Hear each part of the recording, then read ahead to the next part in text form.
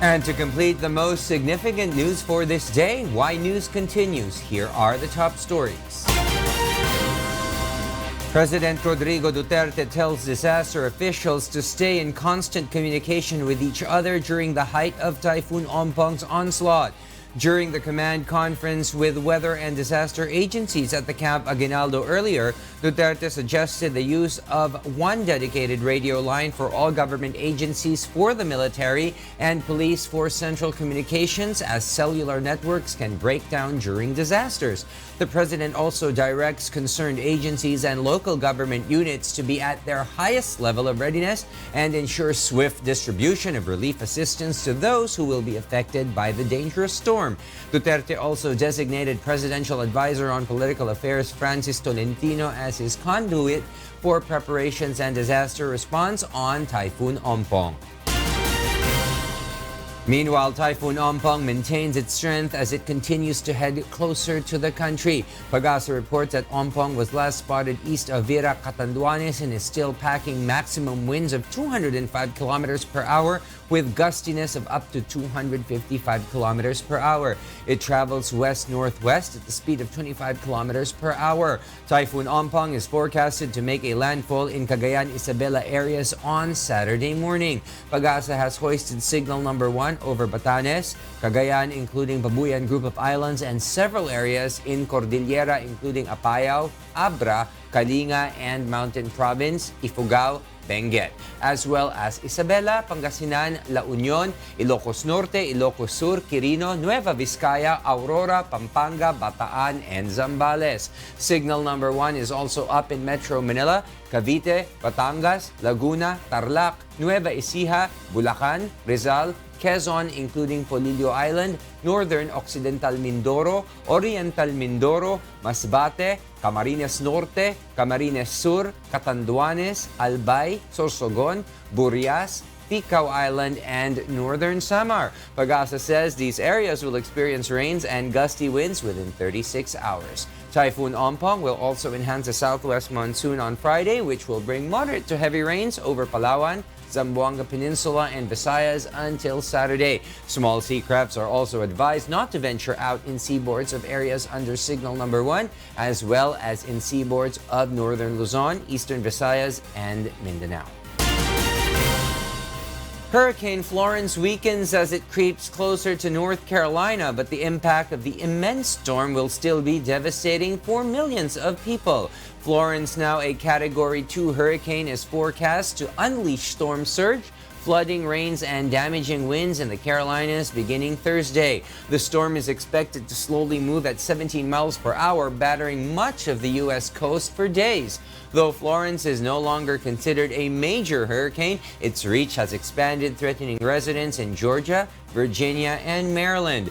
Officials in the potential path of Florence are urging people to evacuate their coastal homes. North Carolina is about to face the power of Hurricane Florence.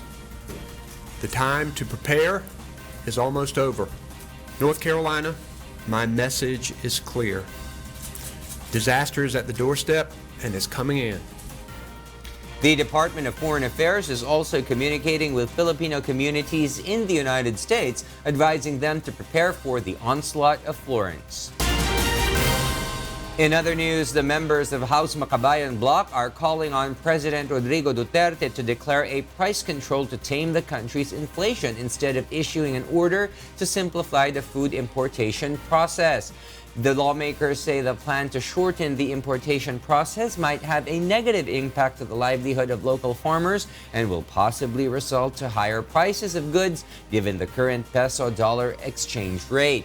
Malacanang on Wednesday said the economic managers are planning to submit a draft executive order to the president for the proposal to streamline the importation process by removing or reducing the tariffs being imposed on essential food items including sugar, meat, and rice. Kapag bumaha ng mga produkto na ito sa atin, ang mas mabibili ay yung mga produkto ng iba.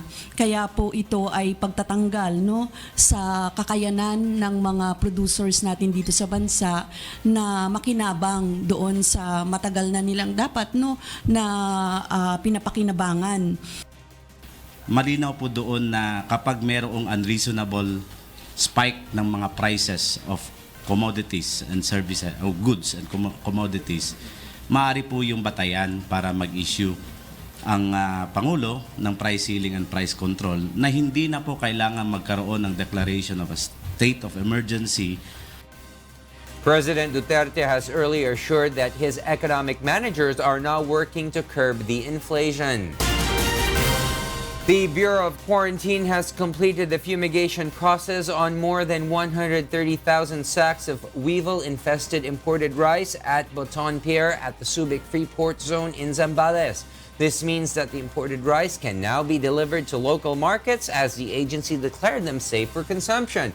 The rice supply is intended for delivery to the province of Nueva Ecija, Pampanga, Bulacan, Zambales, Tarlac, Bataan, and Aurora. However, it might take several days before it can be unloaded due to the threat of Typhoon Ompong. The shipment arrived from Thailand last August 2nd, but its discharge was delayed due to days of monsoon rains last month.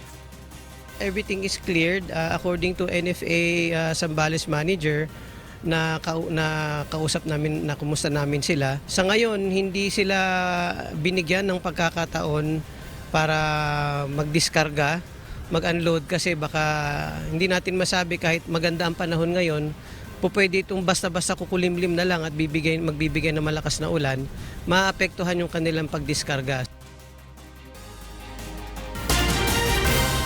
Meanwhile, Senator Antonio Trillanes remains wary that he would be arrested if he leaves the Senate building. Trillanes has been holed up in the Senate for more than a week now since President Rodrigo Duterte issued Proclamation number 572, voiding the senator's amnesty and ordering his arrest. Though Duterte said he would abide by the rule of law and wait for the court to issue a warrant before Trillanes is arrested, the senator still refuses to leave the Senate, claiming to receive a warning from the military about his arrest. Trillanes also claims that the numbers of police personnel in the Senate has increased after his pronouncements to go outside the building. Kanina, lumabas yung aking sasakyan para magpagasolina at ito ay sinundan ng ilang mga nakamotorsiklo na personnel at nakuha na namin ng photographs. And at the same time, it was reported to us na suddenly nung na-report ng media na gano'n nga, ay nagkaroon ng augmentation yung PNP personnel outside.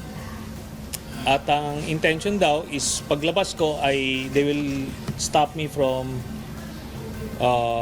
going back in. The Makati Regional Trial Court has deferred the issuance of a warrant of arrest against Trillanes as it asked the senator to provide supplemental comments and a rejoinder to the DOJ's petition for an arrest warrant.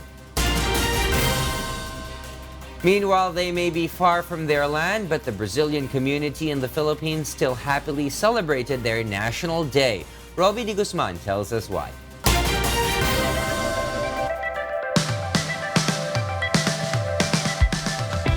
The Brazilian community in the Philippines gathered as they celebrated the 196th Independence Day of Brazil last September 7.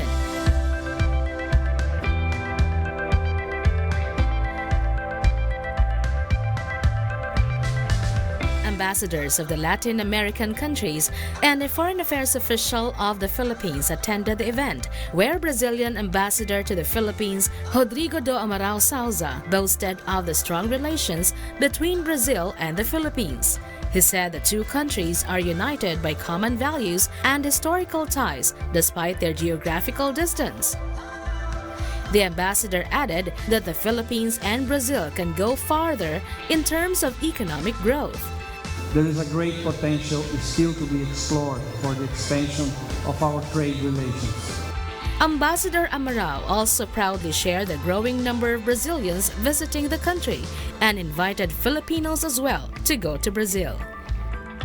Brazil is open to receive Filipinos who want to live in Brazil, who want to study there, that we want to intensify our relations.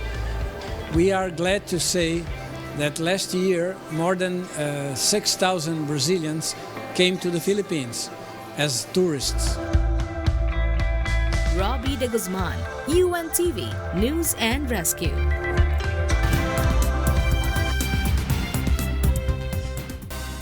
And for the news abroad, here's Kath Dumaraos live from Bangkok, Thailand. Kath, good evening.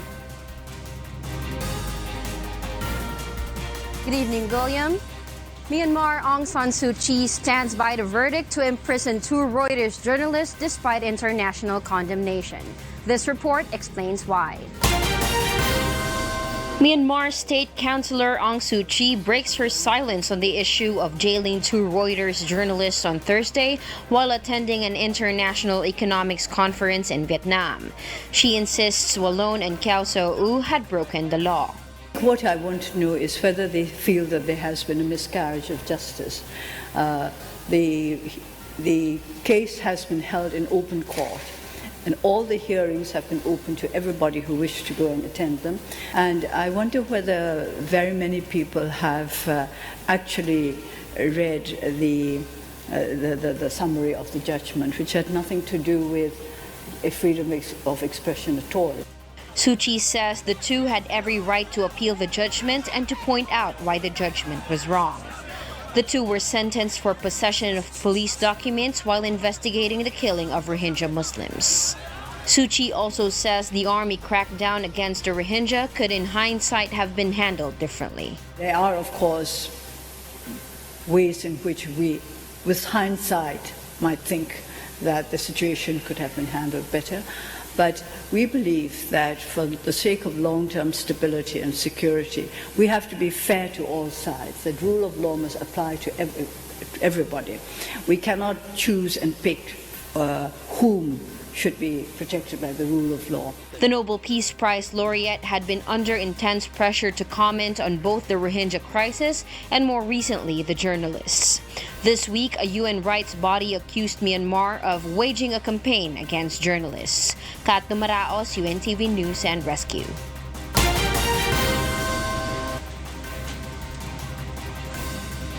The World Health Organization warns of higher global mortality rate due to cancer this year. Charlie Barredo tells us why. There will be 18.1 million new cases of cancer and 9.6 million people will die with the disease this year worldwide, a report by the World Health Organization's Cancer Research Agency predicts. The rise from 14.1 million cases and 8.2 million deaths in 2012 is partly due to a growing and aging population. The figures suggest 1 in 5 men and 1 in 6 women will develop the disease in their lifetime. These new numbers clearly should be a call to action.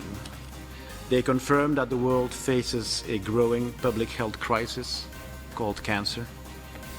And it's a crisis that could and should be prevented and managed much better. And as countries become wealthier, more people get cancers related to lifestyle rather than those linked to poverty.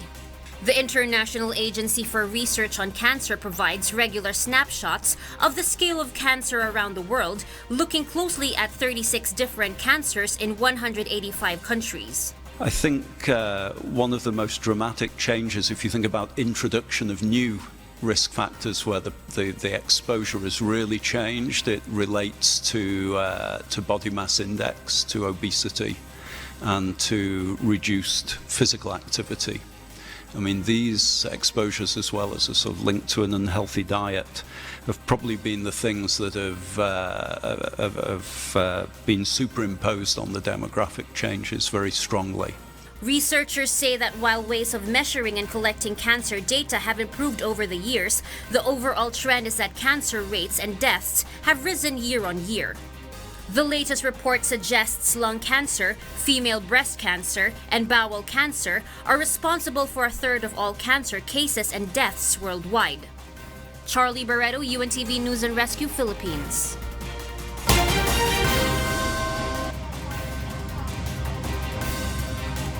Police are now investigating the motives behind the shootings in Bakersfield, California that killed 6 people. Meanwhile, Zimbabwe police bans all public gatherings after the number of cholera deaths rose to 21.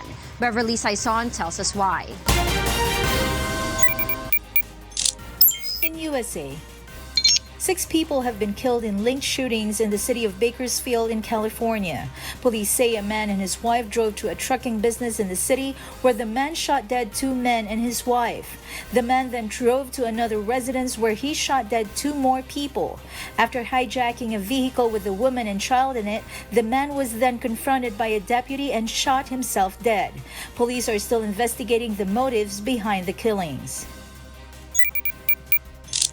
In China, a 5.3 magnitude earthquake hits Hanzhong City, northwest China's Shanxi province on Wednesday. When the earthquake happened, students at a local primary school were having night classes. Under the guidance of the faculty and staff, all the students were evacuated to the safe place without any injuries.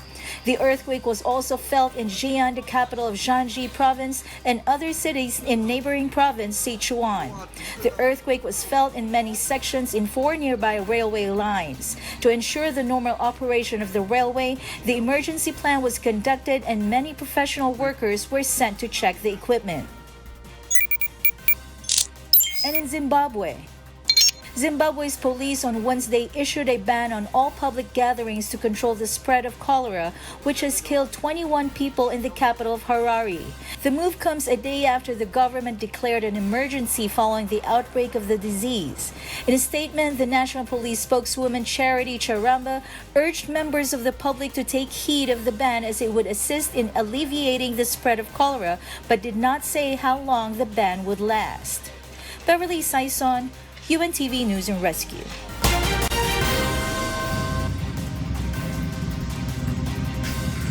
And those are the news from the other parts of the globe. Back to you, William. Thank you very much, Kath Dumaraos, live from Bangkok, Thailand. And those are the reasons behind the news, September 13, 2018. On behalf of Rina Villamor Camara and Angelo Castro III, I am William Theo. Because we need to know, we will always ask why. Good evening.